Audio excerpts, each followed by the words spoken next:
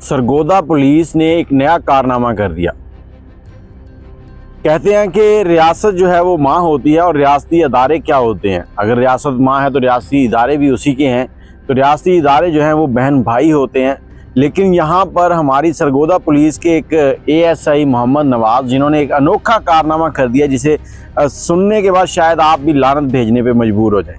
अस्सलाम वालेकुम, मैं हूं आपके साथ अदनान। और चंद दिन पहले सरगोदा के अंदर एक वाक़या पेश आया। उससे पहले आपने सुना होगा कि पुलिस, इस्लामाबाद की जो पुलिस है, उसने एक वाक़या ऐसा किया जिसमें 2 छोटे बच्चों के साथ ज़्यादती की गई और वो भी बेगुनाह। पहले उनको उठाया गया, फिर उनके साथ ज़्यादती की गई और इसी तरह से अब सरगोदा पुलिस ने कहा कि हम पीछे क्यों रह जाएं। सरगोदा थाना जो है कोट मोमिन, उसके अंदर एक ऐसा वाक़या पेश आया जिसे सुनने के बाद दिल जो है वो कपकपा जाए। अब होता क्या है, इस थाने के अंदर एएसआई है मोहम्मद नवाज़ और इसका एक स्पेशल प्राइवेट गार्ड है सनी। तो इन्होंने उसको रखा हुआ है, जबकि आईजी साहब ने कहा हुआ है कि थाने के अंदर कोई भी प्राइवेट बंदा, चाहे वो एसएचओ का है चाहे किसी का भी है, वो अंदर काम नहीं कर सकता। लेकिन यहाँ पर इस बंदे को रखा गया है सिर्फ अपने मामला जो है उनको आगे बढ़ाने के लिए, उनको मंजिल तक पहुँचाने के लिए। अब ये लोग क्या करते हैं कि वहाँ के इलाके कोट मोमिन में ही मोहम्मद मुश्ताक नामी बंदे को अरेस्ट करते हैं, थाने ले आते हैं, उनकी बेटी को मैसेज करते हैं या कॉल करते हैं कि आपके वालिद के ऊपर 9C का पर्चा दे रहे हैं। अब 9C क्या है? 9C है जी एक मंशियात का पर्चा, कि आप मंशियात बेच रहे हैं। और ये ऐसा पर्चा है जिसमें अगर आप फंस जाए ना तो आपकी जान नहीं छूटती। इलाके में कहीं भी कोई मंशियात हो रही हैं, वो सबसे पहले आके आपको उठा लेंगे, पिछला सारा रिकॉर्ड निकालते हैं कि कौन बंदा इसमें मुलविस है और उसको उठा लिया। अगर किसी को कुछ डराना धमकाना, किसी से कुछ मनवाना हो तो आम से अल्फाज में कहा जाता है कि आपके ऊपर 9C का पर्चा दे देंगे। अब इसकी बेटी है जी 15 साल की, जो 10वीं क्लास में पढ़ती है, उसको कॉल की इन्होंने कि आपके वालिद को थाने में ले आए, अब हमने उनके ऊपर 9C का पर्चा देना है। तो उनको बता दिया। अब बच्ची थोड़ी सी पढ़ी लिखी थी, थोड़ी समझदार थी, उसने कहा मेरे पापा ऐसा कोई काम नहीं करते। अब रिश्तेदारों में भी हो सकता है ये बात चलना शुरू हो गई। 2 दिन गुजर गए और ये प्राइवेट गार्ड और एसएचओ जो है अपने व्हाट्सएप से लड़की को मैसेजेस करना शुरू कर देते हैं, हेलो हाय। लड़की कहती है कि ये मैसेजेस क्यों कर रहे हैं, वो जवाब नहीं देती। फिर इन्होंने उसे तीसरे दिन कॉल की कि हम आपसे जो मामला हैं उनको सेटल करना चाहते हैं, तो आप थाने आ जाएं ताकि बात की जाए। लड़की ने कहा कि मैं अपने रिश्तेदारों को बताती हूँ, वो आ जाएंगे, मैं तो नहीं आ सकती।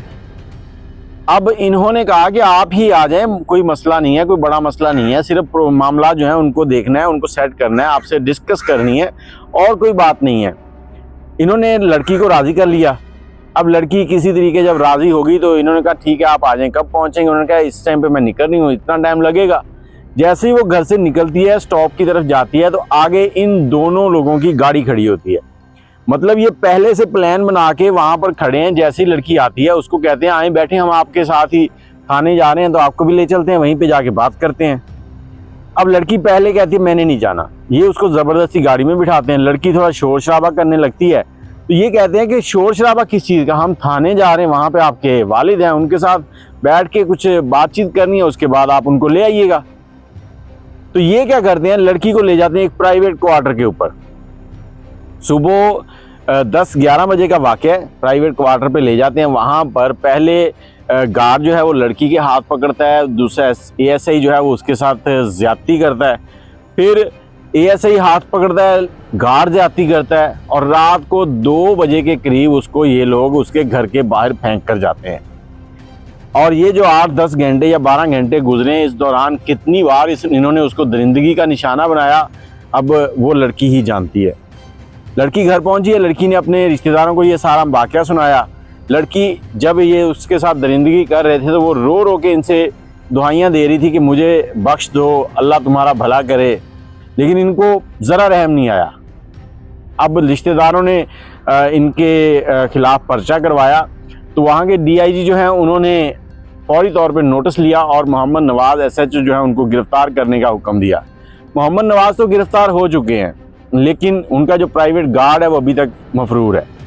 लेकिन मसला ये है, पूछने और यही चाहता हूँ कि ये मामला होते क्यों हैं इतनी बेदर्दी के साथ, इतनी दरिंदगी के साथ, लोगों के साथ ऐसा जुल्म।